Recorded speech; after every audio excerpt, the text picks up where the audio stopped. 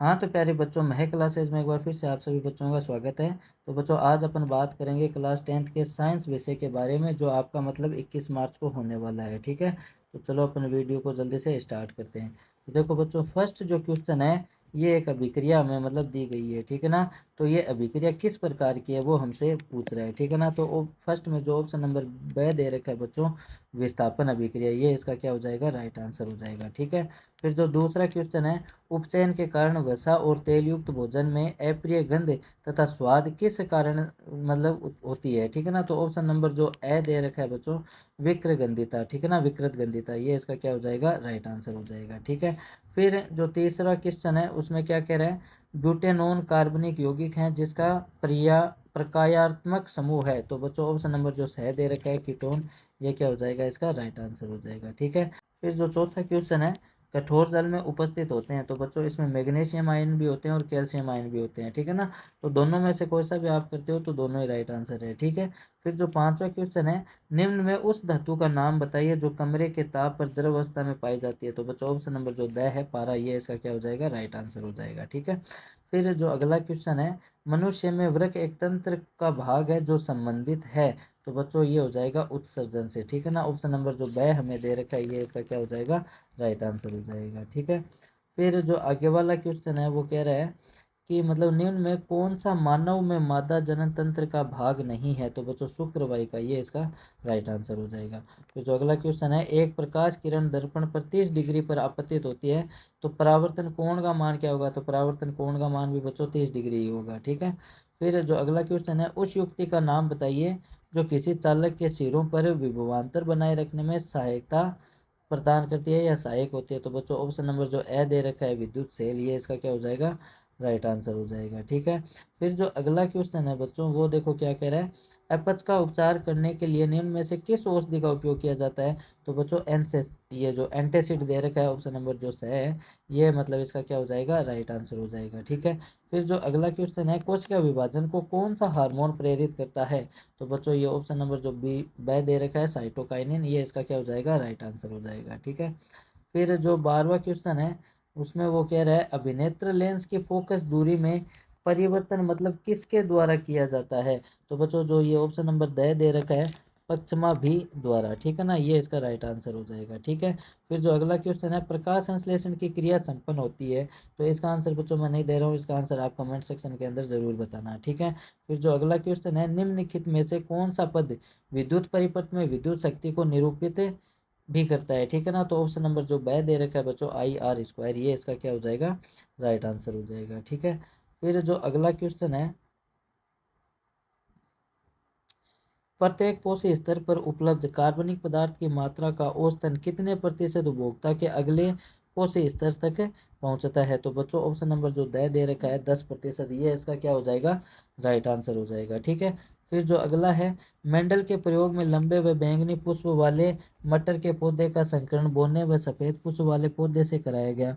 इनकी संतति के सभी पौधों में बैंगनी पुष्प थे, परंतु उनमें से लगभग आधे पौधे बोने थे। तो इससे कहा जा सकता है कि लंबे जनक पौधे की आनुवांशिक रचना निम्न थी। तो देखो बच्चों, ऑप्शन नंबर स आप कर देना या फिर द कर देना, लेकिन इसमें आपको एक काम करना है कि इन दोनों में देखो सेम मतलब आंसर दे रखा है। ठीक है ना, तो इसमें जो एक कोई भी मान लो अगर आप डी कर रहे हो तो इसमें आपको क्या करना है, ए दूसरा जो डब्ल्यू है उसको भी कैपिटल मानना है, यानी आंसर क्या हो जाएगा, टी फिर स्मॉल टी, फिर मतलब दोनों कैपिटल आएंगे। ठीक है, ये इसका राइट आंसर हो जाएगा। ठीक है, फिर जो अगला क्वेश्चन है, पश्चिम की ओर प्रक्षेपित कोई धनावेशित कण ए एल्फा कण किसी चुंबकीय क्षेत्र द्वारा उत्तर की ओर विपेक्षित होता है तो चुंबकीय क्षेत्र की दिशा क्या होगी बच्चों, ऊपरी मुखी होगी, यानी ऊपर की ओर होगी। ठीक है, फिर जो अगला क्वेश्चन है, विद्युत फ्यूज विद्युत धारा के कौन से प्रभाव पर कार्य करता है। तो बच्चों इसमें जो ऑप्शन नंबर हमें दे रखा है, तापीय प्रभाव। ठीक है ना, ऑप्शन नंबर जो सह दे रखा है, ये इसका क्या हो जाएगा, राइट आंसर हो जाएगा। ठीक है, फिर बच्चों आगे अगर अपन चले तो दूसरे क्वेश्चन में वो आपसे रिक्त स्थान पूछेगा। ठीक है ना, तो पहला जो पॉइंट है देखो क्या कह रहा है, श्याम श्वेत फोटोग्राफी में कौन सा यौगिक का प्रयोग होता है। तो बच्चों सिल्वर ब्रोमाइड का, सिल्वर ब्रोमाइड। ठीक है, ये इसका क्या हो जाएगा, राइट आंसर हो जाएगा। ठीक है, फिर जो सेकंड पॉइंट है बच्चों, उसमें वो क्या कह रहा है कि छुई मुई के पादप में गति पाई जाती है। तो बच्चों इसमें पाई जाती है स्पर्शा नु क्रियात्मक, ठीक है, ये वाली गति पाई जाती है, ठीक है। फिर जो तीसरा पॉइंट है वो देखो क्या कह रहा है, ऐसी अ धातु, तो देखो बच्चों अ धातु पूछ रहा है वो, ठीक है ना, ऐसी अ धातु है जो कमरे के ताप पर द्रव्यमान अवस्था में होती है, तो बच्चों ब्रोमीन, ठीक है। ब्रोमीन एक ऐसा मतलब पदार्थ है या ऐसी अ धातु है जो कमरे के ताप पर क्या होता है, द्रव अवस्था में पाया जाता है, ठीक है। फिर जो चौथा क्वेश्चन है, जब विद्युन्मय तार तथा उदासीन तार दोनों सीधे संपर्क में आते हैं तो क्या होगा, तो बच्चों शॉर्ट सर्किट होगा, शॉर्ट सर्किट, ठीक है, ये इसका राइट आंसर हो जाएगा। फिर जो पांचवा है, विशिष्ट प्रतिरोध या प्रतिरोधकता का मात्रक क्या होता है, तो बच्चों ओम मीटर होता है, हिंदी में भी लिख सकते हो ओम मीटर, ठीक है, ये इसका राइट आंसर हो जाएगा। फिर जो अगला है, ओजोन परत सूर्य से आने वाली पराबैंगनी किरणों से, पराबैंगनी, ठीक है, पराबैंगनी किरणों से पृथ्वी की मतलब सुरक्षा वो प्रदान करता है, ठीक है। तो ये दूसरा क्वेश्चन भी आपका हो गया, तो बच्चों इनको आप जरूर तैयार करना, ठीक है। फिर बच्चों आते हैं आपके अति लघुरात्मक क्वेश्चन, ठीक है ना। तो जैसे फर्स्ट देखो ये क्या कह रहा है, मतलब एथेन की इलेक्ट्रॉनिक बिंदु संरचना मतलब आपको बनानी है, ठीक है। फिर जो दूसरा है, मानव में की आहार नाल में कार्बोहाइड्रेट प्रोटीन तथा वर्षा का पूर्ण पाचन कहाँ होता है, तो बच्चों छोटी आंत के अंदर होता है, छोटी आंत के अंदर, ठीक है, ये इसका क्या हो जाएगा, राइट आंसर हो जाएगा।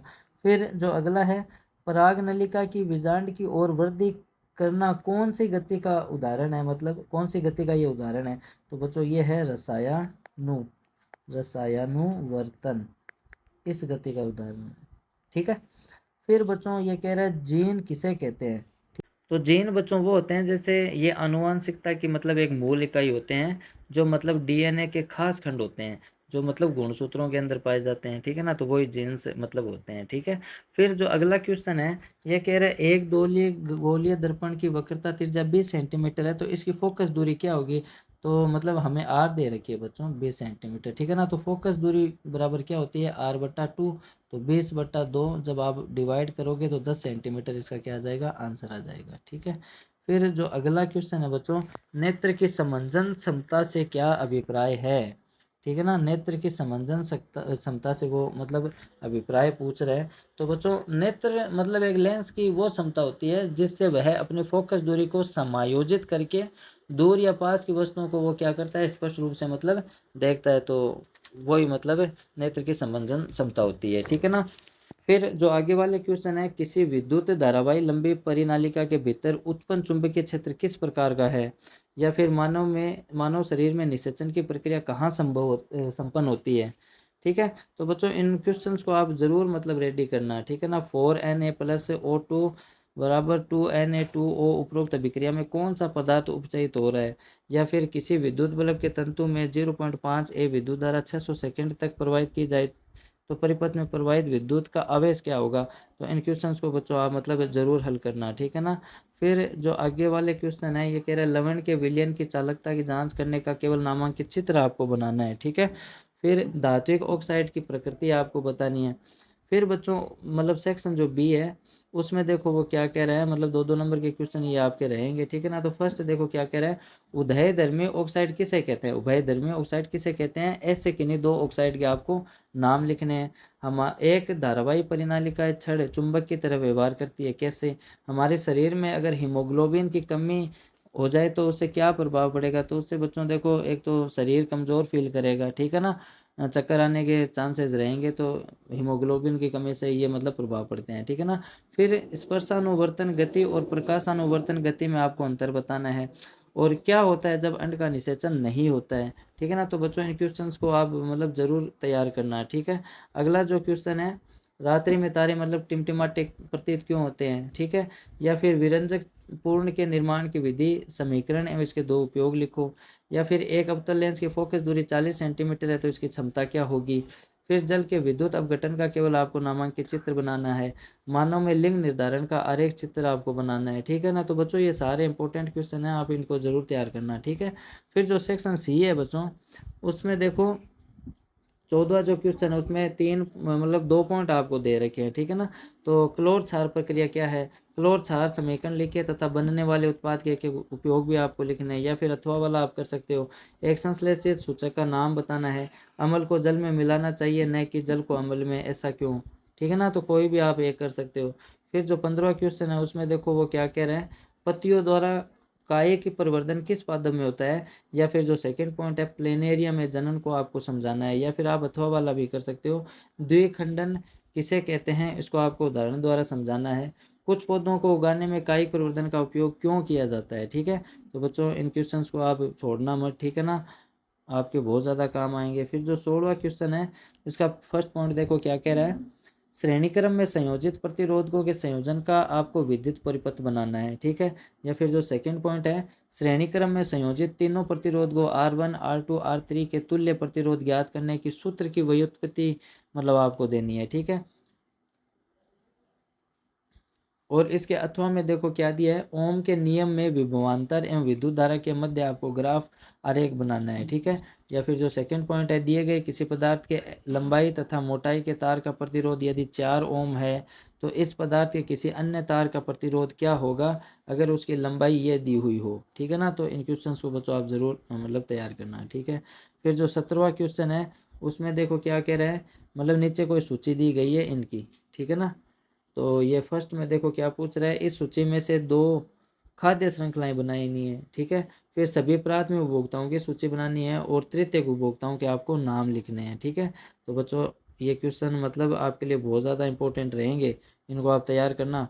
फिर जो सेक्शन डी है वो देखो क्या कह रहा है, एस्टरीकरण की अभिक्रिया लिखते हुए इसे समझाना है, या फिर एल्कोहल का विकृतीकरण क्या है, ठीक है। या फिर आप अथवा वाला भी कर सकते हो, अमोनिया का अणुसूत्र एवं संरचना अणुसूत्र क्या है, इन श्रेणियों को आपको पहचानना है, ठीक है ना, कि ये किसके मतलब अंतर्गत आएगी, ठीक है ना। तो इन बच्चों क्वेश्चंस को आप ज़रूर मतलब तैयार करें। फिर जो 19वां क्वेश्चन है वो क्या कह रहा है, अवायवीय श्वसन को परिभाषित कीजिए। या फिर जो सेकंड पॉइंट है, अवायवीय श्वसन के दौरान ग्लूकोज के विखंडन से कौन से उत्पाद बनते हैं, ठीक है। या फिर जो तीसरा पॉइंट है, पेशी कोशिकाओं में ऑक्सीजन की कमी में कौन सा अम्ल उत्पन्न होता है। या फिर आप अथवा वाला भी कर सकते हो, ठीक है ना, लार में कौन सा एंजाइम पाया जाता है, हमारे अमाशय में अम्ल की क्या भूमिका होती है, मानव के पचित भोजन से पानी तथा खनिज लवणों का अवशोषण आहार नाल के किस भाग में होता है। तो बच्चों ये मैंने आपको पेपर लगभग बता दिया। तो बच्चों अब ये लास्ट क्वेश्चन है 20वां, एक अवतल दर्पण से प्रतिबिंब का बनना तथा दर्शाने का किरण चित्र आपको बनाना है जबकि एक बिंब उसे वक्रता केंद्र सी पर स्थित हो, ठीक है। या फिर दर्पण का सूत्र लिखिए, गोलीय दर्पण के वक्रता केंद्र को परिभाषित करना है। फिर अथवा में आपको दिया है, एक बिंब उत्तल लेंस के मुख्य फोकस f एवं 2f के मध्य स्थित है तो इसका एक प्रकाश किरण चित्र आपको बनाना है। या फिर लेंस का सूत्र लिखिए, उत्तल लेंस के मुख्य फोकस को परिभाषित कीजिए।